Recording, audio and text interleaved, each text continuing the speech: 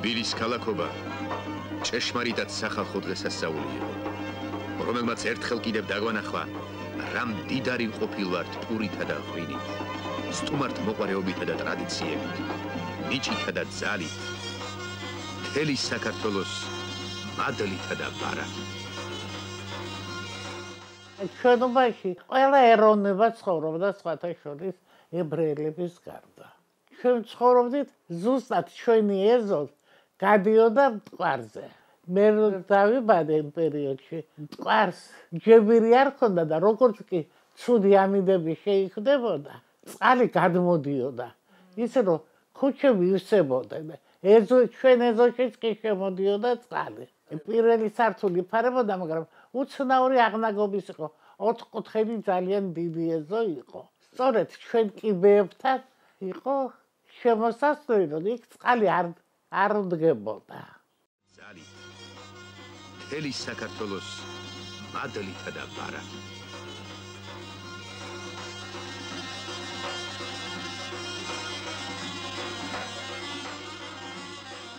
მე მახსოვს, ჩვენ ეზოში შემოდიოდნენ აქლემებიც, ჩემ ბავშვობაში.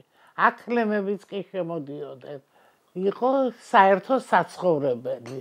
პეტრიწის ქუჩაზე რო ჩამოუხვედი მუხრანის ხიდიდან, ეზოებში საქონელიც კი ყავდათ. ეს ბავშვობაში მახსოვს, როგორც ზღაპარი ისე.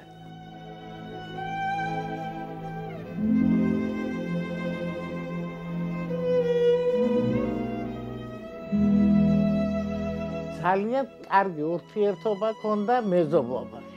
მიუხედავად იმისა, რომ ყველა ეროვნების ხალხი ცხოვრობდა და ყველა რჯულისო რო იტყვიან და ყველა ხელობის, უმეტესად ხელოსნები და ცოტა ესეთი ქუჩის ბიჭებიც, მაგრამ იცოდნენ ძალიან კარგი ურთიერთობა ჰქონდათ და კარგი მეზობლობა იცოდნენ. ძალიან კოლორიტული, საინტერესო და რაც ავარია, შეკრული ხალხი იყო. ჩვენ ზობაში ვერავის შეურაცხყოფას უბნებს ვერ მიაყენებდა. მიუხედავად ძალიან ჭრელი საზოგადოებისა.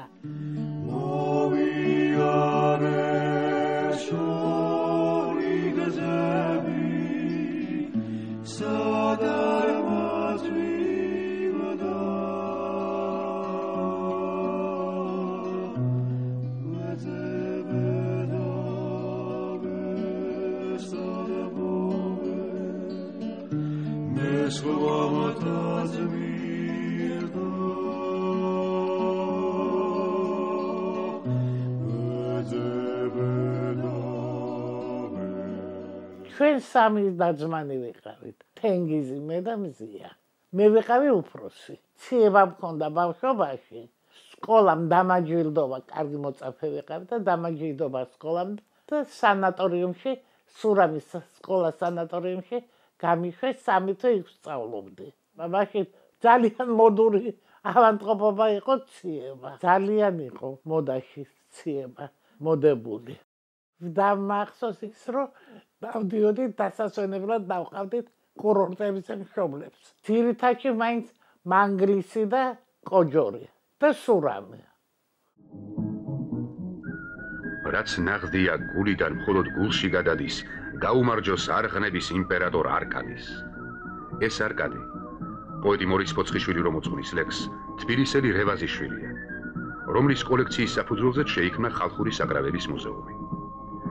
ძველებური ოდესური არღნები, გერმანული ფიზგარმონია, 5 ოქტავიანი პორტატული პიანინო, ამერიკული გრამაფონი ამური, იტალიური მანდოლინა, ძმები პატეს აქციონერული საზოგადოების პატეფონი, სალამური, ჩანგი, ჭიანური, დიპლიპიტო, გუდასტვირი, ჭუნირი, ჩონგური, ერთი სიტყვით, ბევრი დიდი და ძველი მუზეუმი ვერ დაიტრაბახებს ისეთი ორკესტრიონით აქ რომ ინახება.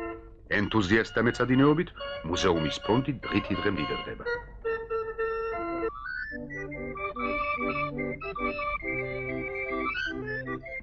ფული მოგცეს და გაგვიხეს ბაზარიც იყო. მანამდე იქ მოედანზე იყო ბაზარი და გაგვიხეს ბაზარში რაღაცების საკითხად. და იქ მოედანზე გამოაცხადეს ომი დაიწყო.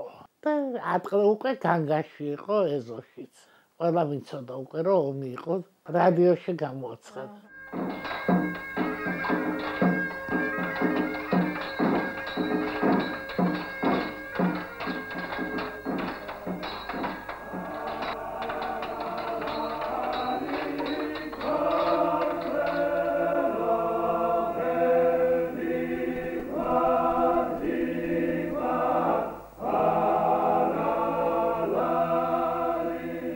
ძმამაშები ჯარში წაიყვანეს. დედა მუშაობდა. ოჯახის საქმეც უნდა ეკეთებია, მაგრამ უფროსი მე ვიყავი.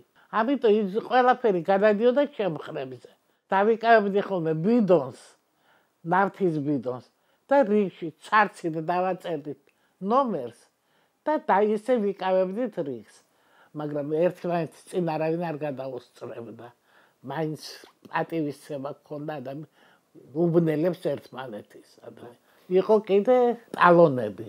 მაშინ უფრო ნაკლებად უჭირდა ადამიანს, ვიდრე ეხლა. რატო იცით? არ არსებობდა ოჯახი, ტალონი არ ქონოდა. შაქარი, პური, ნავთი, სანთელი, საპონი და ნივთები, საჭირო ნივთები არ ქონოდა. შიმშილით თავარია რომ ტალონი არ დაგეკარგა. მერე შუქშენიღბები იყო ხოლმე. და ამ შუქშენიღბების დროს პირველ საათამდე სახში უნდა მოგესწრო. გარეთ არაფერ არ შეიძლებოდა. რა თქმა უნდა, გულის ხეთქვეთ მოვრბოდით შემობაში რომ ჩამოვყე, უკვე მოვიწყე სული რომ შემობაში ვარ. ფანჯრებში შუქი არ უნდა გასულიყო. სოთოთ უნდა დაგეფარა შუშე ფანჯრები. ჩაგებნელებია. ფარდას ისე ჩამოაფარებდნენ რომ შუქი გარეთ არ გასულიყო. მტერს არ შეენიშნა და რამე არ მომხდარიყო. ნიღბავდნენ. ძალიან დიდი ყურადღება ექცეოდა წესრიგსა და ადამიანების ყოფას, მშვიდობიან ყოფას. ამას დღესაც დიდი მნიშვნელობა სადარითორ. ახლა რო არის სამდურავი ბავშვებზე წუხა მშობლები, ჩვენ მშობლებს ეს საწუხარი არ ხოდიათ. საბედნიეროდ, თორე ომის პერიოდში მით უმეტეს ვინ გაუძლებდა, რომელი ოჯახი მარტო ხელა დედა, რომელიც გაუძლებდა იმ გაჭირებას, ხო? Tam წმინდაზე თუ არ ახველით, ვითომ თბილისში არ ასყოფილ ხარ. ნახეთ, თბილისში ალვების რხევა, მტკვარი, ჩქარი და დაუდუმარი, დაე ნურას დროს ნუ დაელევა ჩვენ საქართველოს კარგი სტუმარი მობრძანდით, გელით, გაშლილი ხელით, სტუმარს მოყვარე ყველა ქართველი. ნახეთ, ზიანი სამშობლო ჩვენი, ასე ლამაზი, ასე ნათელი. ეხლა რო ხიდია თათრის მედაზე რო გადადის ხიდი. იქ იყო ორი ხიდი, ვირის ხიდი და გადასარევი მეჩეთი იყო. მე მაგალითად დანაშაულად მიმაჩნია იმ მეჩეთის დანგრევა, ეს ისტორია იყო. ისტორია უნდა შეინახო კაცმა. არა გაქვს უფლება ისტორიას ხელი შეახო. ვირის ხიდი რომელიც იყო იქ, დიდი შენობა იყო, ფუნდამენტი საძირკველი ჰქონდა წყალში. წყალში იდგა ის. საცხოვრებელი სახლი იყო. მერე რო დაანგრიეს ეს ხიდი, ის აფეთქებაც უჭირდათ. ვეძლის ააფეთქეს ის შენობა. ისეთი ძლიერი შენობა იყო. გადაიარეთ საქართველოს აღმოსავლეთიდან დასავლეთისაკენ, ჩრდილოეთიდან სამხრეთისაკენ. გახევით და იხილეთ მოჩითულ მოხატული ეკლესია მონასტრები. და მიხვდებით რა ჰარმონიულად შერწყმი ერთმანეთს ბუნება და ადამიანის ნახევა. მაგრამ ულმობელია დრო ადამიანთა მტრობა და უგუნურება. რაც დროჟამის ყოვლის მსახრელ ხელს გადაურჩა, მტრობამ და უგუნურებამ შებილწა და გაანადგურა.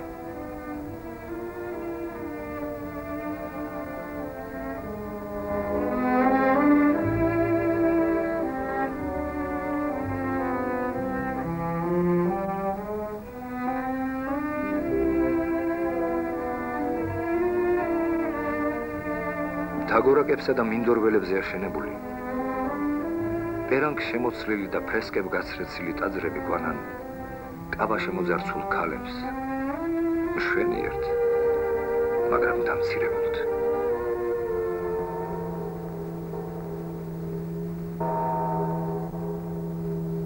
დააგვირთით ამ წარწერებს.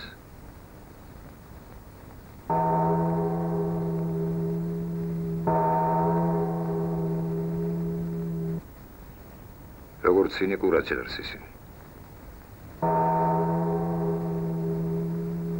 მათი დამწერნი ან შეგნებული მტერი ან ბრიყვი, რომელმაც არ იცის რას აკეთებს.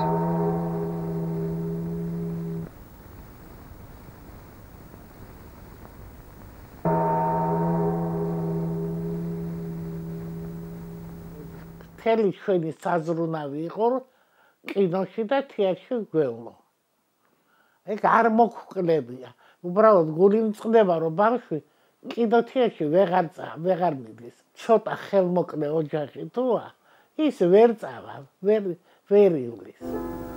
ხშირად ვამბობ და სამართლიანადაც, რომ დედა ენის მეტი რომ არაფერი დაეწერა იაკობ გოგებაშვილს, მის სახლსა და დიდებას ბრწყინვალება არ მოაკლდებოდა. ერთ პატარა ქალაქში სკოლა იყო გამართული. იმ სკოლაში სწავლობდა სოფლელი პატარა ვანო. ერთხელ ვანომ ღამის ცილში მეტად საამური სიზმარი ნახა. ვიდრე დილით ადრე მიირბინა მდინარის ნაპირზე, რომელიც ქალაქს გვერდით ჩაუდიოდა და პირის ბანა დაიწყო. უცებ დედა მოაგონდა და ძლიერ დაღონდა.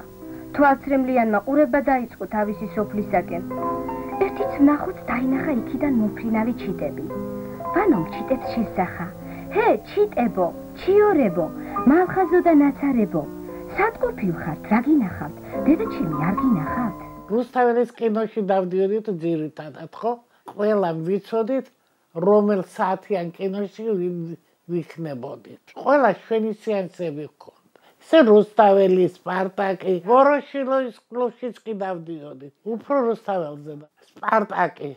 კარგი ფილმები გადიოდა, განსაკუთრებით ომის პერიოდის ფილმები იყო, მასწავლებელთა სახლში ყოველთვის ძალიან კარგი. Ich warte auf dich, du bist das Glück für mich, mein Herz ruft nur nach dir, dir allein. Kein Traum geht dahin, wo ich nicht bei dir bin, dein Bild ist stets in mir allein. სულ რუსთაველზე ვიყავი და ერთმანეთს ვიცნობდით. როგორც საკუთარ ოჯახს, ისე წარმოგვედგინა რუსთაველზე სიარული. რუსთაველის სიარულზე ხეტიანი მოგვიშალოს ღმერთმა.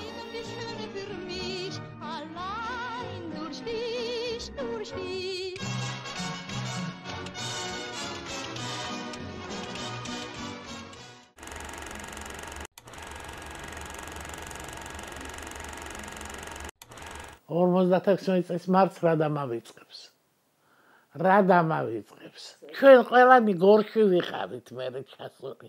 მაშინ ატყდა ის უბედურება.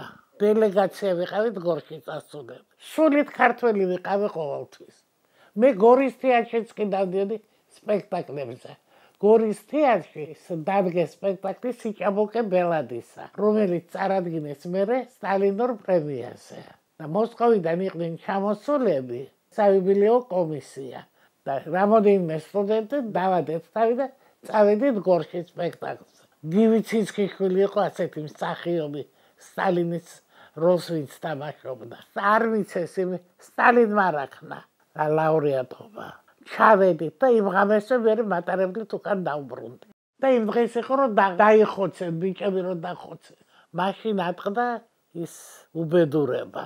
ამოვდიოდი სწორედ კავშირგამულობის სახლთან. დაიღუპა ბიჭი. ელი თბილისის ქუჩაში იყო გამოსული. ჯერ შეკრებები და სიტყვებით გამოსულები და მოწოდებები და მთელი ამბავი. რომ გასამართლებული იყვნენ ესენი, მერე მთელი ბაღი დაიძრა ზევით. მიუხედავად იმისა, რომ შეშინებოდათ, კი არ შეშინდნენ. პირიქით, მთელი ახალგაზრდობა დაიძრა კავშირგამულობის სახლთან. არავის არ უფიქრია თავის გადარჩენა. იქ უკვე ყველა ამხანაგი ვიყავით და ყველა ერთი ვიყავით და მერე უკვე ყველა გავიქესით ვიმალებოდით. მე და ჩემი ამხანაგი შევარდით ზუსტად გეტყვით ახლა სად ჩავუხვიეთ. პირდაპირ სანაპიროზე ჩამოდიოდა მერე იზგდა. სადარბაზო იყო იქა და ფეხის ხმა რო გავიგეთ, პოლიცია რომ მოდიოდა, ჯარისკაცები რომ მოდიოდნენ, შევარდით იმ სადარბაზოში, სულ ზედა სართულზე ვიმალებოდით გატრონულები. როდის გამოვედით, როგორ გამოვედით, აღარ ვიცი. უკვე იმიტომ რომ ჩვენი მშობლები და მეზობლები წამოსულები იყვნენ ბავშვების საძებნელად. მერე იყო ძებნები თუ იყო სავანტყოფოებში სიარული და მოძიება ახალგაზრდების. მე ეხლა ირკვევა კიდე რამდენიმე კაცის ამბავით. ეხლა და ეხლა.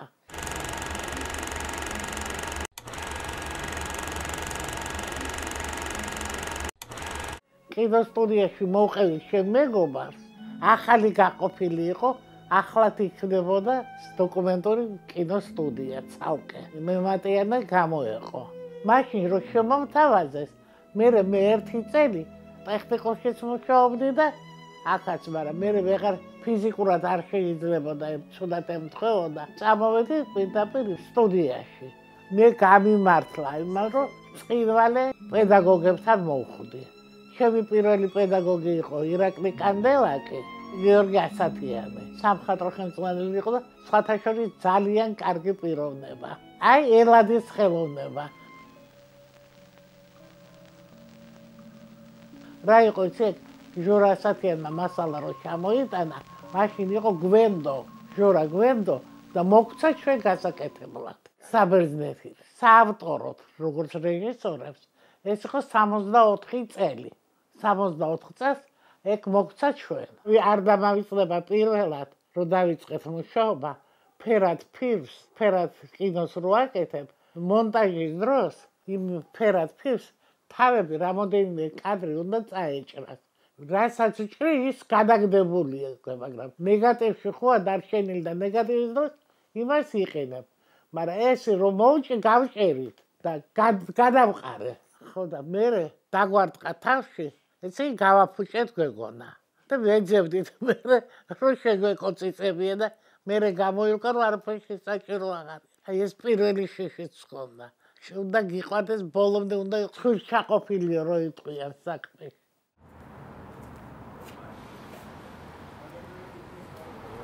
აი შემი ოთახი. გახსოვს? აი ეგეთ ბუღალტერია იყო. იქით მიშა სალუქვაძე მთავარი რედაქტორი. ადრე აქ ვერ შემოხვიდოდი. ვერა. მე აფთიაქი გვედგა აქ, აფთიაქი. ჩიხური იყო ხო, აფთიაქი. ჩიხური იყო. აქ იყო ლაბორატორია. დავიწყოთ.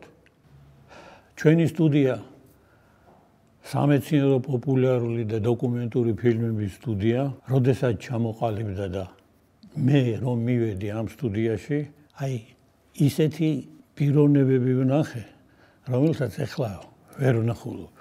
ქალბატონი ჟუჟუნა, ქალბატონი იზოლდა ისე მოღვაწეობდნენ თავიანთი ნიჭიერებით, შრომის უნარიანობით. იმდენი მასალა აქვთ არქივში ჩაბარებული, დღეს აი სულ ყველას რო ჭირდება. ისტორიული, იყო კულტურული, იყო პოეტებზე, მწერლებზე. მაშინ ძალიან რთული იყო ყველაფერი მაგის გაკეთება. ძალიან რთული. ძვირი იყო მაგალითად მე რომლის თანხები ჩვენ არ ქონდა რა საიდან ახლა. კამერების პრობლემა იყო რა, ისეთი კამერა იყო რომ კონვასი იყო ხმაურობდა, ღრიალებდა. არც არაფერს დიდ თანხას არ იღებდნენ და ფულისთვის არ მუშაობდნენ. მუშაობდნენ იდეისთვის. და ეს იდეა იყო ამათვის, რომ საქართველოს უნდა ეჩვენებინათ, რომ აი საქართველოს რა შეუძლია. სულ ყველას ეს უნდა ეჩვენებია, სულ ყველას. ყველა მაგისთვის შრომობდა და ერთმანეთს ემეგობრებოდნენ და ეხმარებოდნენ და აი სულ ყველაფერი ესე მიდიოდა. ვთვლი რომ ძალიან კარგ საქმეს აკეთებდა ეს და ჟუჟუნა. აი ძალიან არასოდეს ესენი ცალკე ორივე და თანაც ალფავიტის მიხედვით აწერდნენ იმას. ყოველთვის იყო ჟუჟუნა ჯერ და მერე იყო იზოლდა, შველიძე, ის იყო ლომიძე, შველიძე. ესე იგი ეს არ შეუცვლიათ ეს ის ხვარი რომ ხან არის ხან ერთი წინ და ხან მეორე, ეს არ შეუცვლიათ. მიუხედავად იმისა რომ ხან თოვლი იყო ერთხელ იმაში წამოვიდა თოვლი უღელტეხილზე გადავდიოდი ბარსაკეთი ხევსურეთიდან იქით გადავდიოდი და წამოვიდა ისეთი სეტყვა პირიქითადან პირიქითაში ისეთი სეტყვა წამოვიდა რაღაც საშინელი ვეღარ წავედი თავები დაგვისკდა აი მიუხედავად ყველაფრის ახ ძალიან ძიმე იყო ხან ხშირად იყო რომ მანქანა ხან თბილისში მოდიოდა რაღაცისთვის ის და მე გეოლოგები იყვნენ და ის იმათ დავყავდით ხოლმე თავის მანქანით გადაღებებზე. მე ძალიან ბედნიერი ვარ, იმიტომ რომ ამასო დავყვებოდი სულ პირველად, მაშინ დავამთავრე უნივერსიტეტი იმ წელს 66-ში და ჩემზე ბედნიერი არავინ არ მეგონა. რომ ეს გუდამაყრის ხეობა და ეს ფშავი და ეს ის მთლიანად გადაიღეს ამა და მეც ამის ის რო ვიყავი თანამონაწილე.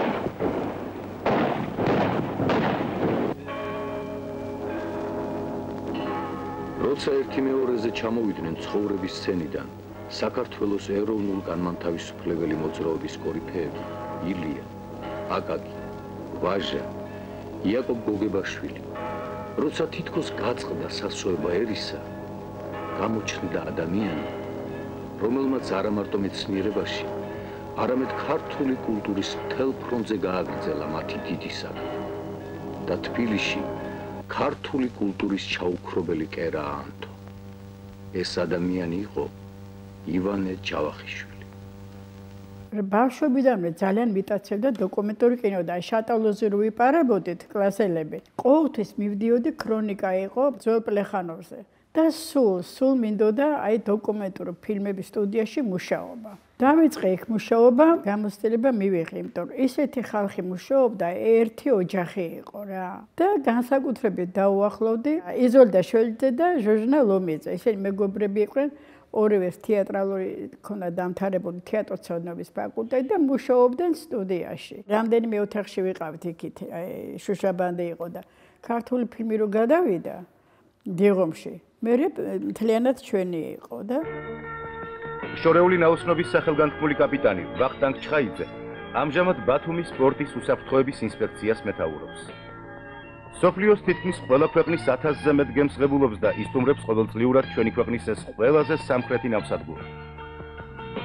დღესაც რამდენიმე გემის შემოსვლა და გასვლაა დაგეგმილი. ამიტომაც მორიგეობას 2 ლოცმანი ეწევა. გამოცდილი მიხეილ ისკანდარაშვილი და ახალგაზრდა რეზო შავიშვილი.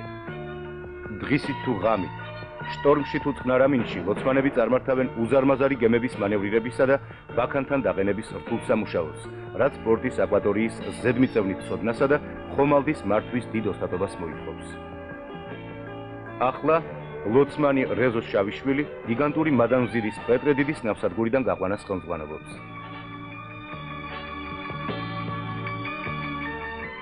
ჰოლანდიიდან ბრუნდება მშობლიურ ნავსადგურში ნავთობგზიდი სოხუმი. მისი პორტში შემოყვანა უფროსი ლოცმანის მიხეილ ისკანდერაშვილის საზრუნავია და ისიც ჩვეული ოსტატობით უწყება საქმეს. რო ვიჯექი, ხა მაინტერესებდა მონტაჟიც და მოდი დამიძახებდნენ. დავჯდებოდი ამათან, ბევრად უფროსებიც არ იყვნენ, მაშინ იყვნენ 30 წლის და მე 17-ის. მერეც ახლა მაინც გამოცდილი ვიყავი, დავჯდებოდი ხოლმე და იზო ჟოჟონა ეს როგორ უნდა, ის როგორ უნდა და ძირითადად აწეპებდნენ რაღაცას და უყურებდი როგორ მუშაობენ, როგორ ჭრიანი დიდ ფირებს ასაკეთებენ. ჯერ ერთი იმაში კალათში იყრება ნარჩენები. იმას მერე ასისტენტი მემონტაჟე ამოახვევს. ჩააწყობს ყუთებში ნარჩენებს ცალკე და ძირითად მასალას ცალკე. შენ უნდა გიყვარდეს, იმ ფილმს შენ უნდა შეახოხე. არ მქონია შემთხვევა, რომ ნახევარი გული და ნახევარი საქმე ნაუცაბადელი არაფერი, თუ ყველაფერის წვენი არ გაადინე, ისი არაფერი არ გამოვა. ყველაფერი უნდა ყრივად და იმას გააკეთო.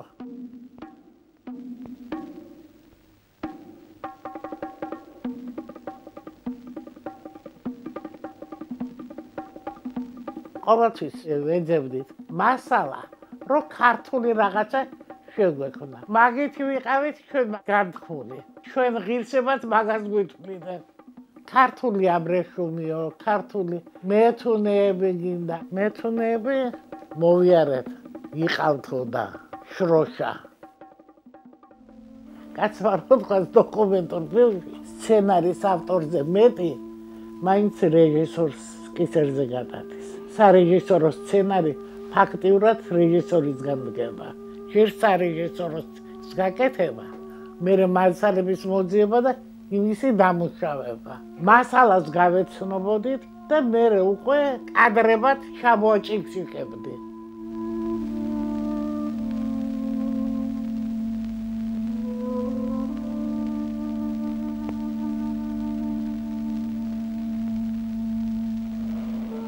ჩვენს ყოველდღიურ ცხოვრებაში მაინც მრავალი სახის თიხის ჭურჭელი გამოიყენება. წყლისა და ღვინის, მაწვნისა და ერბოსი, ჭადისა და პურის საცხობი, კედლისა და თარო-თახჩის სამკაულები, ბავშვის სათამაშოები. ფიქრობ დრო დადგა, ყოველი ღორე ვიხმაროთ, რათა მომავალ თაობებს არ დაუკარგოთ ხალხური რეწვის ძველთა ძველი, ამჟამად მივიწყების პირას მისული სახეობა მეთუნეობა.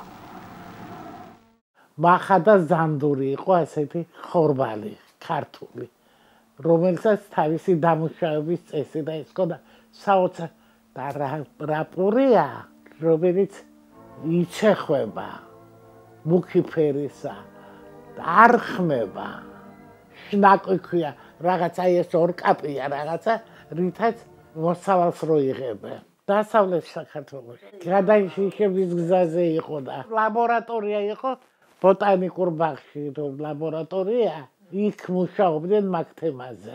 Институтიც გადაღებული გვაქვს. Выяснилось, что Закавказье является центром концентрации множества видов пшениц.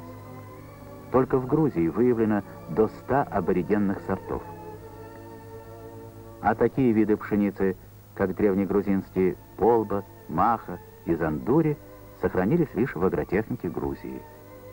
Ботанические, генетические, археологические и другие данные позволили установить, что Колхида является родиной культурной пшеницы. ძალიან დიდი კოლექტივი არ ვიყავით. ძირითადად ასისტენტები უფრო მეტი იყვნენ, ოპერატორები და ასისტენტები. ვინ დარჩა ძალიან ცოტა. გიაჭობაბრია ძველი თაობიდან ვინა.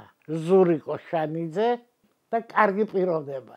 გადასარევი ბიჭია, ეს ძალიან მიყვარს ზურა. კოლექტივიდან ნონა არის ღამბაშიძე, ისა ნელია დოლიძე, ყოველთვის იყო თემატიკა და იმ თემატიკის არჩევანის უფლება ჰქონდა შენ. თუ არ მომეწოდებოდა თემატიკა, იმას არ ავიღებდი. 1940 წლის 18 ნოემბერს საჯარო ლექციას კითხულობდა ჩვეულებრივი შთაგონებით გადაცებით. არავის უაზრია, რომ უკანასკნელად უსმენდნენ ზნეობითა და მოქალაქეობრივობით გამორჩეულ დიდ მეცნიერსა და მამულიშვილს. მაშინ ივანე ჯავახიშვილი 64 წლისა იყო. ასე შემორჩა ეს დღე აკადემიკოს აკაკი შანიძის მოგონებას. ყველა იქ მყოფ ძაღლებში სისხლი გაუშრა, გონება დაებნა, ყველა შიში ზარმა აიტანა. კარგად ვიცით, რომ ჩვენში ამ დროს სტიქიური კატასტროფა თქვათ მიწისძვრა არ ყოფილა, მაგრამ მთელი საზოგადოება შეშფოთდა და შეძრწუნდა. ხელვარებამ მოიცვა მთელი თბილისი, შორს გაისმა გლოვის ზარი.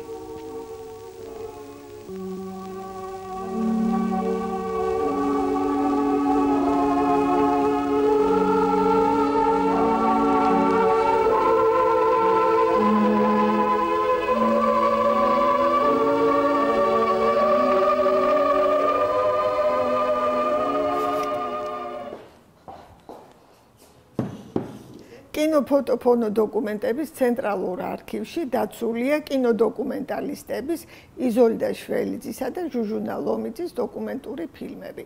მათ მიერ შექმნილი ფილმები შემოდიოდა ეროვნულ არქივში. ეს ფილმები საკმაოდ ბევრია, დაახლოებით 40-ოდე ფილმია, დოკუმენტური რაღაც სხვადასხვა თემაზე შექმნილი და არსებობს აგრეთვე კინოჟურნალი საბჭოთა საქართველო, რომელიც ეტაპობრივად ასახავდა ქვეყანაში მიმდინარე მოვლენებს.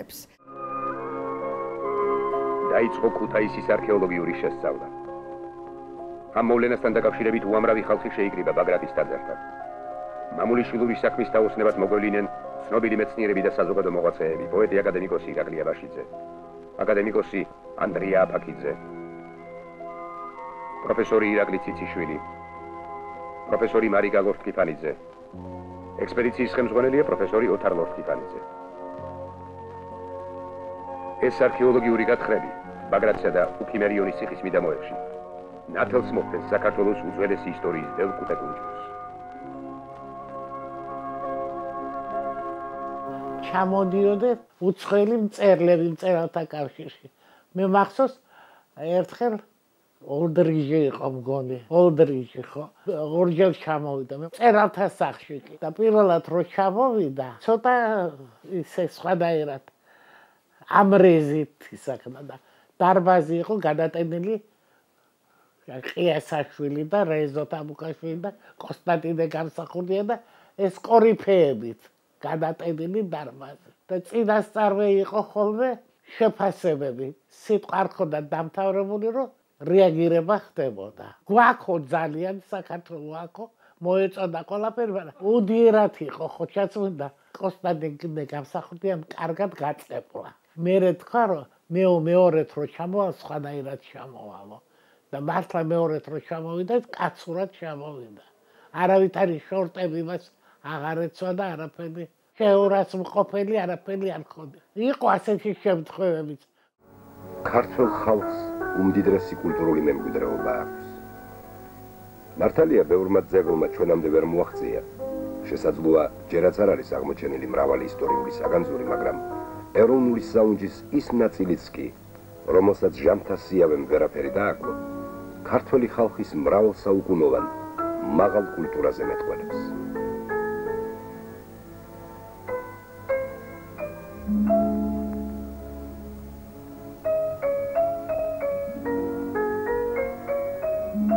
ქართული კულტურის უძველეს ძეგლთა შორის განსაკუთრებული ადგილი უჭირავს ქართულ წიგნს, რომელიც ყველა ეპოქაში უდიდეს როლს ასრულებდა ქართველი ხალხის ცხოვრებაში. ამ ფილმში სწორედ ქართულ წიგნზე გსურს გესაუბროთ.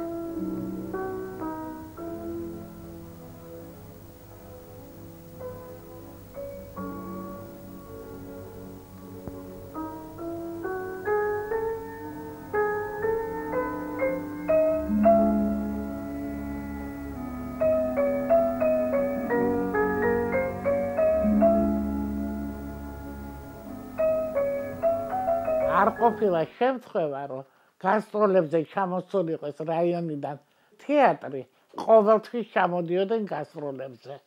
დავდიოდით სპექტაკლებზე და მე რაც მთავარია, დისპუტები იმართებოდა სპექტაკლების შემდეგ. და დავდიოდით მარტო თეატრის ხელოვნების მუშაკთა სახლში. და მარტო მანდ კი არ დავდიოდით კიდევ მწერალთა სახლში შეხვედრებზე. და ძალიან ბევრი პირველად რეზო თამუკაშვილი გავიცანე და რო გავახსენებდი ხოლმე როგორ გაგიცანე თარგმანები წაიკითხა და მეუბნებოდი ისიც კი მახსოვს რეზო რა გეცვათ ხო აი ეს როგორი კაშლი ქონდა მოხვეული და როგორი ის და ხდებოდა ხოლმე ისიც ეგ მაინც საიდან დაგამახსოვრდა მარჩელო მასტროიანი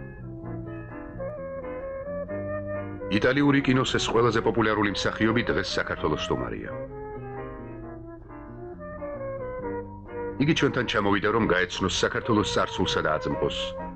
ქართული კინოს ოსტატებთან მოისაუბროს ქართულ ფილმებში მისი მონაწილეობის შესაძლებლობებზე. მარჩელო მასტროიანიმ დაათვალიერა ქართული ხუროთმოძღვრების უძველესი ძეგლი ჯვრის მონასტერი. იყო გორში, მოინახულა ქალაქის ისტორიული ადგილები. წამოდით, აი იქით არის. ო, ჩვენ წავალდით, ამოყვევია. ერთი შენობაც იყო, სადაც სამონტაჟო იყო ჩვენი და მე დაანგრიეს, აი ჭაბუაზროს დაინგრა, რომ ახლის აშენება უნდოდა, მაგრამ ვეღარ მოასწრო ეთყობა. აირდაერია მე ქვეყანა. ჩვენი ამ კინოარქივიდან 3000 კოლოფი გაიტანეს. გაიტანეს და წაიღეს ერთ-ერთ ტელევიზიაში, არ მინდა ეხლა თქმა. და მე წლების მერე ჩვენ დავიბრუნეთ უკან. აი ესე წამოდით ახლა.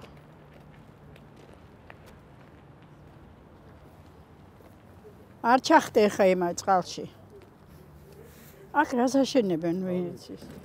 კიბით. კიბე იყო. ხო, ჩამოსრიალდებოდით ხოლმე. აქ რავხელებს შენებლობა მიდის თუ. ხო.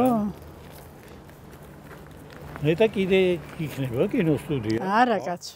და იქით ხმის ჩამწერი იყო. საამქრო იყო. აი ეს მწვანე რო ჩანს, აი ხმის ჩამწერი საამქრო იყო.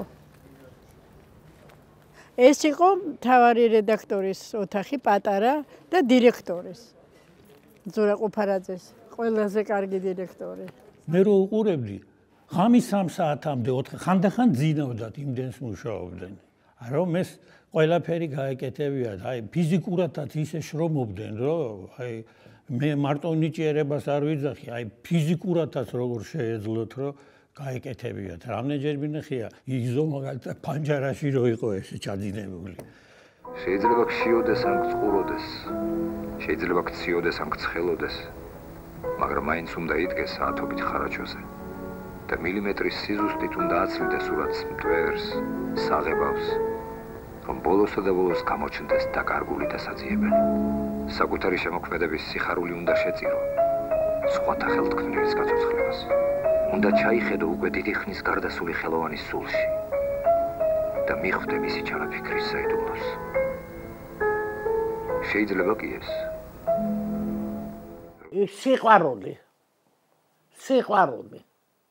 სიყვარული თუ არა გაქვს, ყოფილა რომ ფანჯრის რაფაზე დამიძინია. დღე რაღაცა იქ ვიყავით ხოლმე.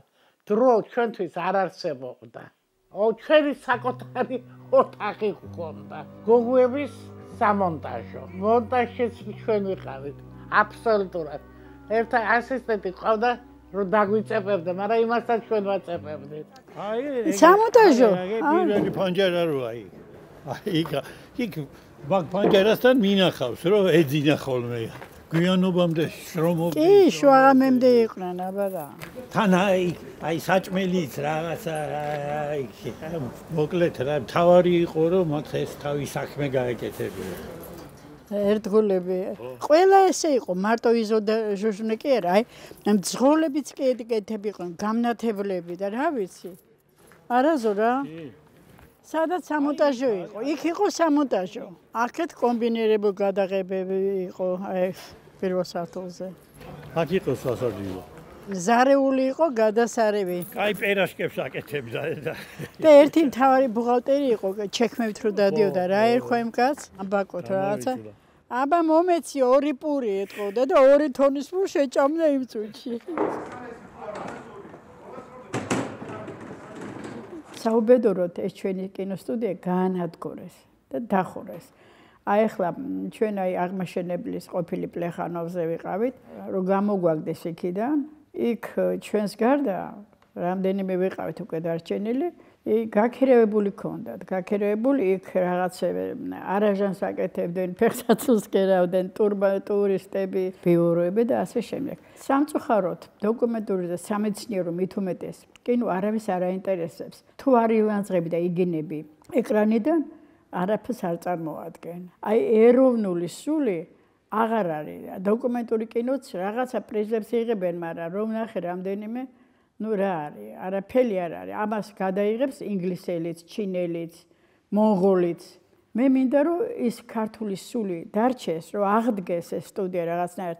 რომ დაიშალა საბჭოთა კავშირი ჩვენი სტუდია, პირველად ჩვენი სტუდია, ჩვენ გაგვყარეს. ჩვენ გაგვყარეს, მოკლედ რა, ისეთი ის იყო, რომ არ გამოვიდა არაფერი. აქ ეს ყველაფერი გაქირევებული იყო. ყველაფერი რაღაცა თანხები შემოდიოდა და სად მიდიოდა არავინ არ იცოდა ეს თანხები და კულტურის სამინისტრომ გადაწყვიტა რომ რახან არ ვიცით სად მიდის, მაშინ ჩვენ ამას გავარემონტებთ და მე რაღაცა უნდა თლიანად კინოს ცენტრის თუ რაღაცის გაკეთება არ ვიცით ეხლა კი გვინდა რომ შევხვდეთ და დაველაპარაკოთ. ერთი ასეთი გზა ბანკიც იყო. 30 წელიწადი თავკაცობდა ილია ქართულ საადგილმამულო ბანკს. რა არ გადაიტანა ილიამ ბანკის გამო მტრობა და შური, ცილის წამება, ლანძღვა, დინება, მეგობრების ჩამოცილება, მაგრამ მაინც უდრეკად ედგა ბანკს სათავეში და ბოლომდე მიუძღოდა წინ. არათუ მაშინ დღესაც კარგად ვერ გაგვიგია ბანკის მნიშვნელობა. წუწუნა ლიტერატორები დღესაც ნანობენ, საბანკო საქმეებში დაიხარჯა ილიას დიდი ლიტერატურული ტალანტი. ვერ მიმხვდარვართ, რომ როცა ქართული მიწა-წყალი იყიდებოდა, როცა უცხო კაპიტალი ყველაფერს ქართულს იჯიბავდა, ქვეყნის დაცვა შეუძლებელი იყო მარტო პოეზიით. ფულს ფული უნდა აღდგომოდა წინ. მარტო კალამი უკვე უძლური იყო. რაც ადრე ხმალს ვერ გაეკეთებინა, ახლა ფული აკეთებდა. ილიას გამჭრიახი გონება მაშინვე მიხვდა, ადრე ქართველმა ხმალს ხმალი დაუხვედრა, ახლა ფულისათვის ფული უნდა დაეხვედრებინა. ამიტომაც ითავა საადგილმამულო ბანკის პატრონობა. ითავა და კედელიც აღმართა. ამაოდ ეხეთქებოდა უცხო კაპიტალის ტალღა ქართულ საადგილმამულო ბანკს. იგი ქართულ მიწა-წყალს იცავდა და გადაარჩინა კიდეც. ყოველთვის ცდილობდით, რომ კაკო ბაქრაძის სცენარებიც გვემუშავა. სცენარი შეიძლება სხვისი ყოფილიყო, მაგრამ ავტორი მაინც ტექსტის ავტორი ცდილობდით, რომ კაკო ყოფილიყო, იმიტომ რომ კაკო ძალიან კარგად წერდა. კაკოს ვიღაცა მოთხა, რომ ცოცხალიაო საინგილოში კაცი, რომელიც მოწვია ილიას მკვლელობის. მომსწრია მაგამბის და კაკოსთან ერთად წავედით საინგილოში. მოსაძიებლად. წავედით როგორც ვითომ ოპერატორის წავიყვანეთ. მოსაძიებლად ამ კაცის. და ვითომ უნდა კაკალი გვეყიდა. განსაკუთრებით გვაინტერესებდა იმის ყიდვა. კაკლის თარჯიმნით წავიყვანეთ იქაური გოგო, ინგილო, მართა ტერტერაშვილი. კაკო, ჟუჟუნა, მე და ტარიელი ელიაშვილი ჩვენი ოპერატორი. ჩვენი მუდმივი ოპერატორი იყო ისა. მივაგენით იმ კაცს.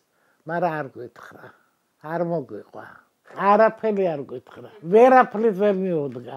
აბა ახლა მე და ჟუჟუნა რის მაქნისები ვიყავით კაკოს გარეშე, მაგ საქმეში მithumetes. დედავ, ისმინე ქართლის ვედრება, ისე აღზარდე შენ შვილის სული, რომ წინ გაუძღეს ჭეშმარიტება, უკან ხრჩეს კვალი განათლებული. ჯერ პიროვნების სრულყოფის პროცესია დამთავრდეს, რამე თუ მერე შეიძლება დაიწყოს ერის ხსნა.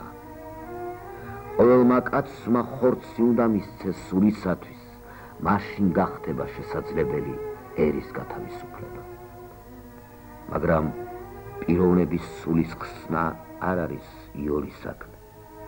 ამისათვის ჯვარცმულის რწმენა, ნებისყოფა და ენერგია უნდა ჰქონდეს კაცს, მისი სულის სიმტკიცის და ძალის პატრონი უნდა იყოს.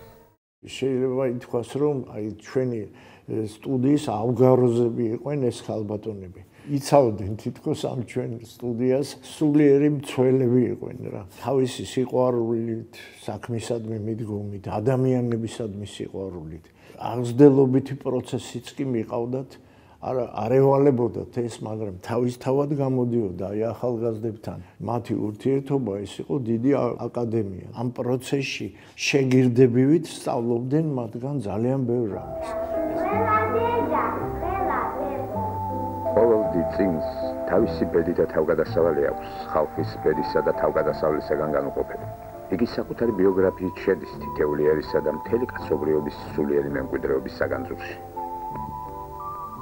იმდენად პატრიოტი ხალბატონები იყვნენ და მთელი ემოციით ემსახურებოდნენ ამ საქმეს, რომ აი ეს პორტრეტების მთელი გალერეა შექმნეს, დაწყებული მთელი ჩვენი ქართული ცნობიერების ყველაზე დიდი წარმომადგენლების შესახებ, ილიადან დაწყებული, იაკობ გოგებაშვილი, ეს იყო პორტრეტებიც, ეს იყო სამეცნიერო პოპულარული ფილმებიც, აი თელ აი ამ ჟანრებს მოიცავდა მათი საქმიანობა. უცხოეთიდან სამშობლოში 1923 წლის შემოდგომაზე დაბრუნდა სიმონ ყაუხჩიშვილი.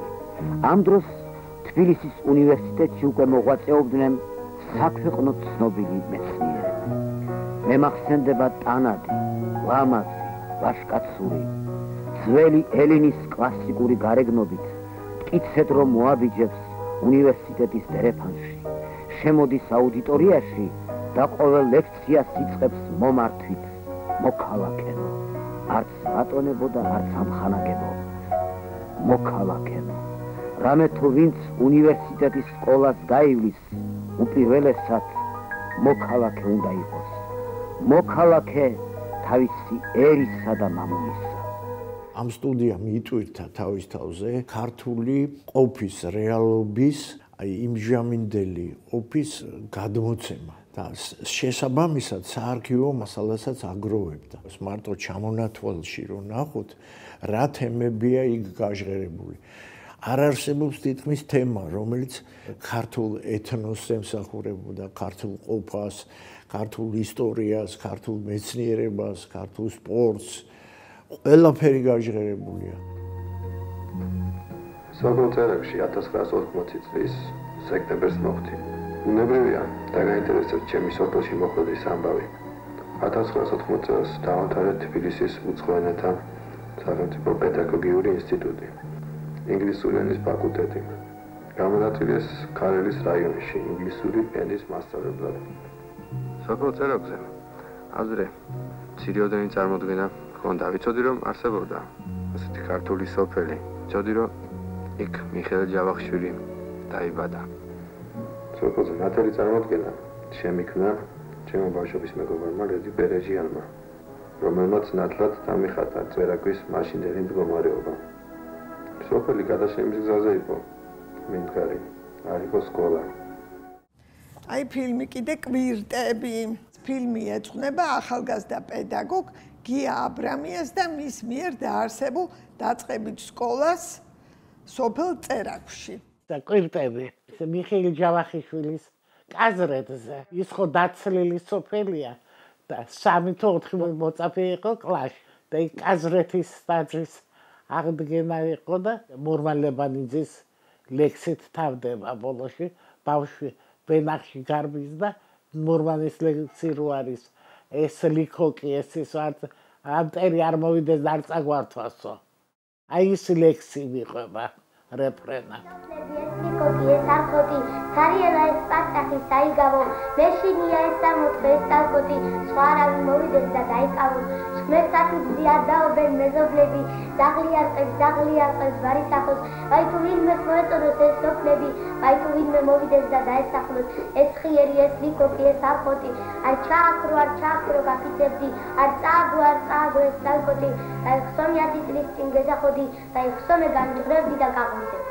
პატარების დიდი შოუ რო უყურებ 2 წლის ბავშვი რო ფილოსოფიურ რაღაცებს გიყვება ეს შევთვის დიდი უბედურებაც არის. კი მიხარია მომწონს ეს 2 წლის ბავშვი რო მეტიკტიკება, მაგრამ ეს ხო გადაიწვება. ეს ხო ვერაფერს ღირებულს ვერ შექმნის. პატარა ბიჭები რო არიან მეცნიერები. მე მაგალითად იმ მშობლებსაც ვამტყუნებ.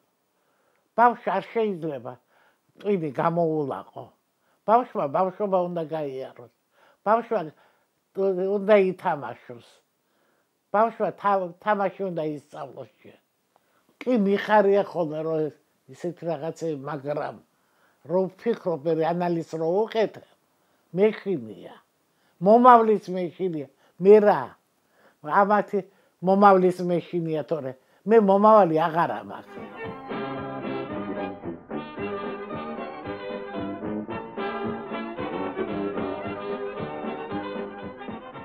ქართული ცირკი 25 წლისაა.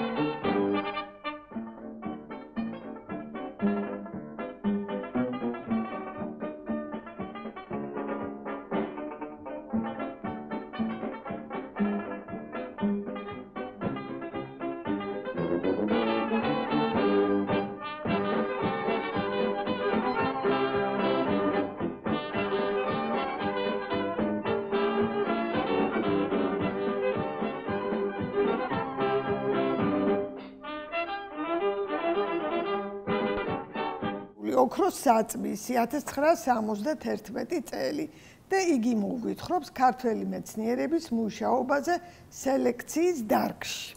წინანდალი წინანდლის მამულზე, ვახტანგ მე-6-ის მეფობის ეპოქა, ვახტანგ მე-6-ის და თეიმურაზ მე-2-ის საფლავების გახსნა ასტრახანში.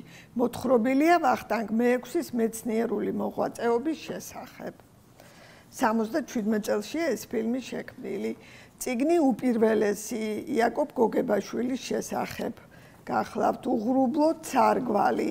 ეს გახლავთ საქართველოს ბუნების დაცვას ეხება ეს ფილმი. კლდეში ნაკვეთი ციხე ქალაქი უფლის ციხე.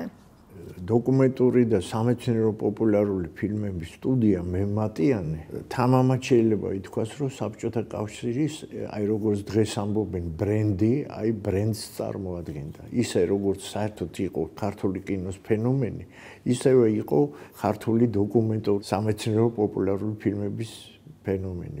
წარმოუდგენლად მნიშვნელოვანია დღეს. დღევანდელ კინოდოკუმენტალისტებს სურვილის შემთხვევაში შეუძლიათ ამოიღონ იქიდან კადრები და უნიკალური კადრებია იქ. რაც უფრო დრო გადის, იმას გაცილებით მეტი ფასი ედება. ატმოსფერო იყო სტუდიაში შექმნილი ისეთი ლომის წილი აი ამ ქალბატონებს ედოთ. ჯამთელი კრიტიკაც იყო, ყველაფერი იყო. ესეთი დაკრძალვა და მართლაც ემიგრაციაში ქაიხოსრო ჩოლოყაშვილის დაკრძალვა იყო არ ნახული, დიდებული, ისეთი როგორიც ალბათ ეკუთვნის ნამდვილ ეროვნულ გმირს. აკი ამბობს კიდეც თავის მშვენიერ წერილში ალექსანდრე ასათიანი, რომ მან დროებით საფრანგეთის მიწას შეაფარა თავი და უკანასკნელი სათხოვარი დაგვიტოვა ემიგრაციას და მთელ ერს, რომ მისი ძვლები სამშობლოს მიწას მივაბაროთ.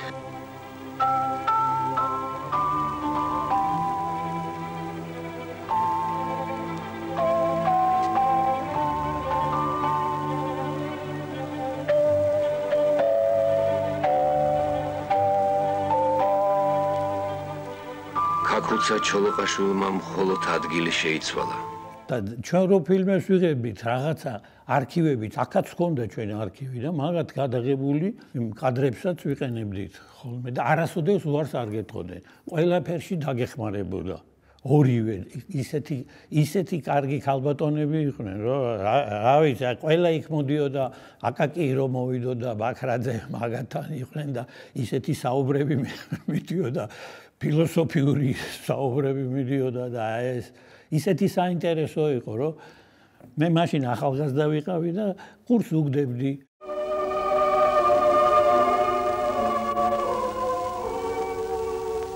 ივანე ჯავახიშვილი იყო სრულიად დაუინტერესებელი პირადი ანგარიშების, ის იყო უანგარო მუშაკი.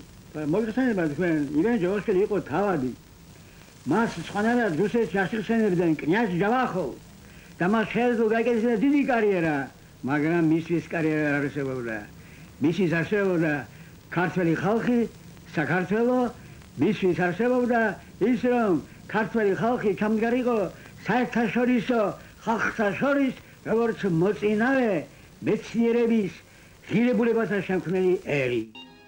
ეს ქალბატონები მე საკმაოდ დიდი ხანი არქივში მუშაობდა, მახსოვს კიდევაც როგორ მობრძანდებოდნენ აქ, ძალიან მოწესრიგებული ქალბატონები იყვნენ, არ არსებობს ცალ-ცალკე მოსულიყვნენ, ყოველთვის ერთად მოდიოდნენ, ძალიან ისე კარგად მუშაობდნენ, თვალში მოსახვედრი ქალბატონები იყვნენ, თავიანთი განათლებითაც და წლების განმავლობაში მუშაობდნენ, ქმნიდნენ მატიანეს. სხვათა შორის ცენზურა კი იყო, მაგრამ რატომღაც არ ვიცი. ჩვენ არ გვეხებოდა. გვენდობოდნენ. იცოდნენ გოგოები, სამხატვრო საბჭოზე ნახავდნენ, მერე კომიტეტში ნახავდნენ და მიდიოდა შეფასება და ყოველთვის ჩვენი ფილმები ხუთიანზე ფასდებოდა. ლონდონის ცა უკვე ხსნილია, გამოწმენდილი არის და ისევე კრიალებს ცა, როგორც ლონდონიდან 100 კილომეტრის მოშორებით რომელიმე ფერმების გარშემო. აი თუ შეიძლებოდა ამ ქვეყნებში ასეთი მიღწევა, რომ ფრინველებსაც კი ეგრძნოთ ჰაერის სიწმინდე, რატომ ვაგვიანებთ ჩვენ და რას უცნით? დაყოვნება ყოველად შეუძლებელი არის, რადგან ასეთი დიდი გამონაბალქვები და ძლიერი გამონაბალქვები სწავლავენ ჰაერს, სწავლავენ ირგვლივ ყველაფერს და ყოველად დაუშვებელი არის, რომ მე-20 საუკუნეში ჩვენს საქართველოში ასეთ ლამაზ ქვეყანაში, სადაც ასეთი შესანიშნავი ხალხი ცხოვრობს, დიდხანს ბრძოლავდნენ ისე, რომ სწავლობდნენ ირგვლივ ყოველივეს.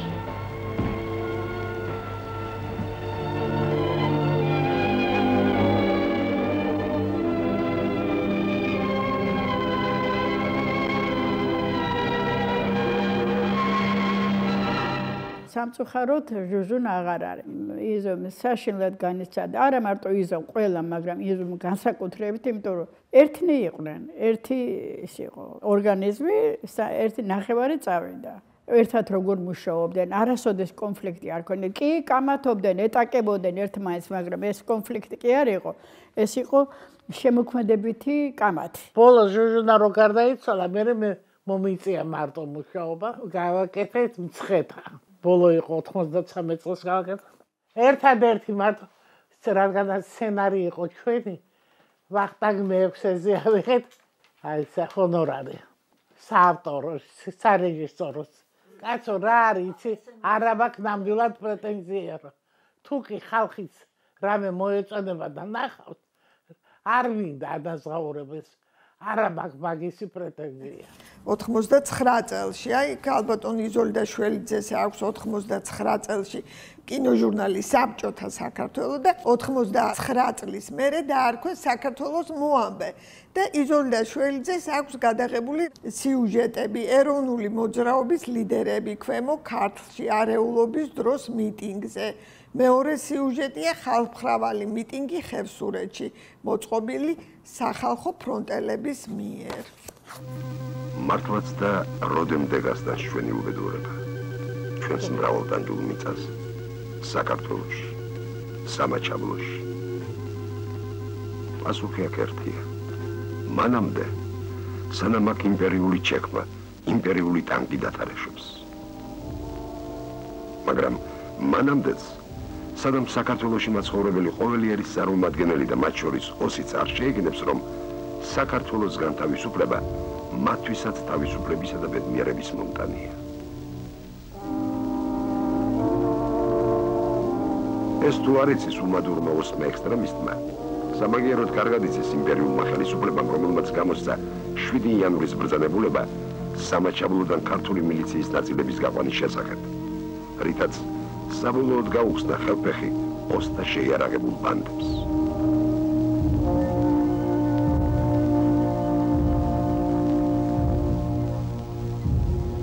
მე ისიც გადაღებული გვაქვს ჩვენ, რა ქვია, ეროვნული მოძრაობა. სესიებზე დავდიოდით. ზვიადის პერიოდს დავდიოდით კი. ეროვნული არქივები გადაღებული გვაქვს. თითქმის ყველა დოკუმენტალისტი ოპერატორი იყო ჩართული. სულაბერიძე ინგა ანზურის ასული, თბილისის სახელმწიფო უნივერსიტეტის ბიოლოგიის ფაკულტეტის ასპირანტი, ქალაქ ბათუმის მცხოვრები. ხმას ვაძლევს ზვიად გამსახურდიას. ღირსეულთა შორის ღირსეულ და ალბათ ერთადერთ ღირსეულ ადამიანს დღესდღეობით საქართველოში. ღმერთმა ქნას, რომ მომავალი არჩევნები როცა იქნება საპრეზიდენტო, ბატონ ზვიადზე უკეთესი კანდიდატურებიც ყოლოდეს, მაგრამ დღესდღეობით ჩვენ ასეთი პიროვნება არ გვეგულება და ალბათ არც არის საქართველოში. ბატონმა ზვიადმა ნამდვილად დაიმსახურა პრეზიდენტობა, ჯერ კიდევ ადრეული ბავშვობიდან თავისი როგორც ვთქვა გამწარებული ცხოვრება. მას შეეძლო ძალიან კარგად ეცხოვრა, ძალიან დიდ თანამდებობისთვისაც მიეღწია ბატონი კონსტანტინეს შვილს ეს არ გაუჭირდებოდა. მაგრამ ზვიადმა თავი გასწირა საქართველოსათვის, სამშობლოსათვის. საბჭოთა კავშირი დაიშალა და ბატონი ზვიადი მოვიდა, ბესარიონ გუგუშვილი დაინიშნა მერე ჩვენ მინისტრად. მან გვითხრა, რომ აბა რა ვქნათო, ჩვენ მაგის საშუალება არ გვაქვსო, რომ ხატრული ფილმები ბევრი გადავიღოთო. შეიძლება 2 გადავიღოთო, მაგრამ აუცილებელიაო სამეცნიერო პოპულარული ფილმი ვიყოს, ქართულიო და დოკუმენტურიო. ჩვენ ამ ფილმებითო მთელ მსოფლიო საქართველოს უნდა ვაჩვენოთო. ყველაფერი უნდა გავიტანოთო და ყავსო ჩვენო მეცნიერებიო, ჩვენ და ნიჭიერი ხალხიო ყავსო და ესენი ყველა უნდა შევძლოთო და აი ტელევიზიებში, რამოდენიმე ტელევიზიაში გეგმა შევიტანეთ ჩვენ, რომ აი ხალხს კვირაში ერთხელ ვაჩვენოთ აი ის შედევრები, მსოფლიო შედევრები დოკუმენტური ფილმები. და თუ შეგვეძლება, არა, მოვიყვანოთ სპეციალისტები და ის სპეციალისტები ისაუბრებენ. ნუ ქართულიც ვაჩვენოთ და თუ არის კიდე ქართველი რეჟისორები მოიწვიოდაო, გამოათქმევინოთ რა ხდებოდა, რატომ იღებდნენ ამათ, რატომ არის ეს დოკუმენტური ფილმი ესეთი კარგი. ბოლოს კი საფრანგეთში მევენახეობას დაეუფლა საფუძვლიანად. 13 წელიწადი გაატარა დავითმა ევროპაში, ძირითადად გერმანიაში და მიიღო არა მარტო ცოდნა, არამედ ისწავლა შრომა, წესრიგი, საქმის კეთება. მართალი თქვა ერთმა კაცმა მისი დასაფლავების დღეს. დავით სარაჯიშვილის პიროვნებაში სამაგალითოდ შეზავდა საქები ქართველობა და საკროფელობა. იგი იყო ქართულად გულკეთილი, პურმარილიანი, გულუხვი და გერმანულად საქმიანი, წესრიგიანი, გონიერი. ის ფულით მიიღეს განათლება და აღიზარდნენ მხატვრები, გიგო გაბაშვილი, მოსე თოიძე, მოქანდაკე იაკობ ნიკოლაძე, კომპოზიტორები დიმიტრი არაყიშვილი, კოტე ფოცხვერაშვილი, ია კარგარეთელი, მომღერალი ბანო სარაჯიშვილი, პროფესორი ფილიპე გოგიჩაიშვილი, საქართველოს კათალიკოსი კალისტრატე ცინცაძე და ვინ მოსწვის კიდევ რამდენი სხვა. დავით სარაჯიშვილი უკვე 36 წლის კაცი იყო, როცა აქტიურ საქმიანობას შეუდგა. მან არა მარტო საქართველოში დააფუძნა კონიაკის წარმოება, არამედ ჩრდილოეთ კავკასიაშიც და სომხეთშიც.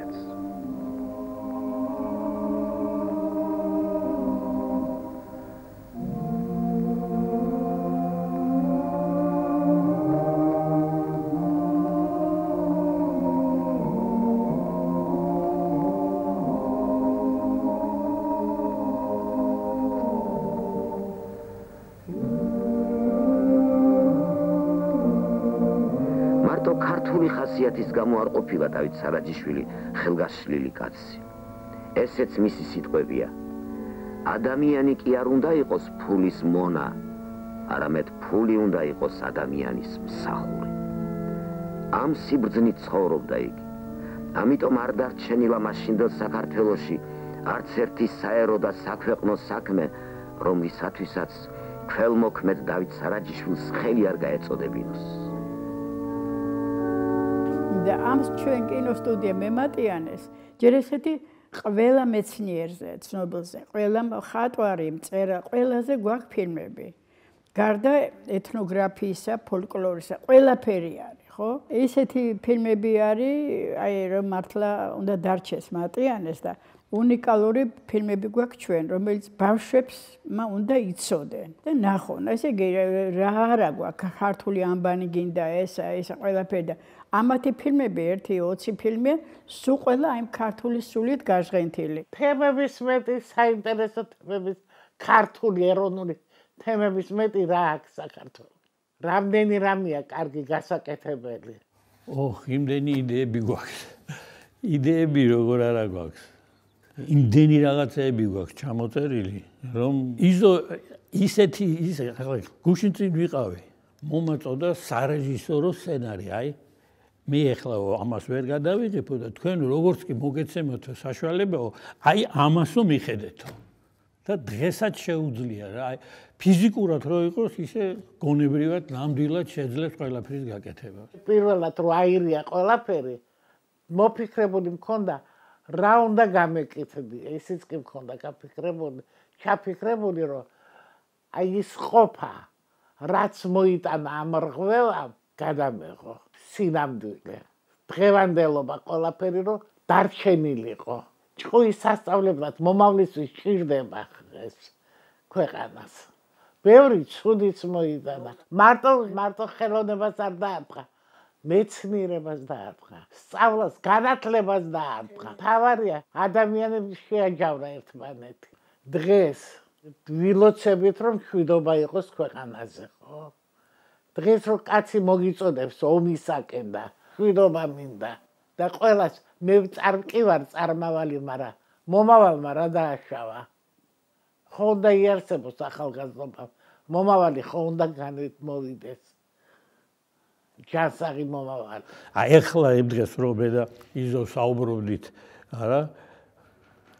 როგორი კარგი სტუდიაში მუშაობდით, როგორ კარგ სტუდიაშია თურმე. როგორ ყველა კარგი იყო, აი ყველა. და ძალიან მაშინ უფრო ხალისიანი და კარგი არ ვიცი ახლა კი ბევრ საყვედურობენ რაღაცებს მაგრამ ვერ ვიტყვი საყვედურს იმ პერიოდს ნამდვილად მიუხედავად ამ სიდუხშირისა բայց საინტერესო ცხოვრება გავიარეთ მე მჯერა რომ ჩვენმა თაობამ საინტერესო ცხოვრება გავიარეთ მთელი საუკუნეა გასული საუკუნის ხალი ვარ შვილო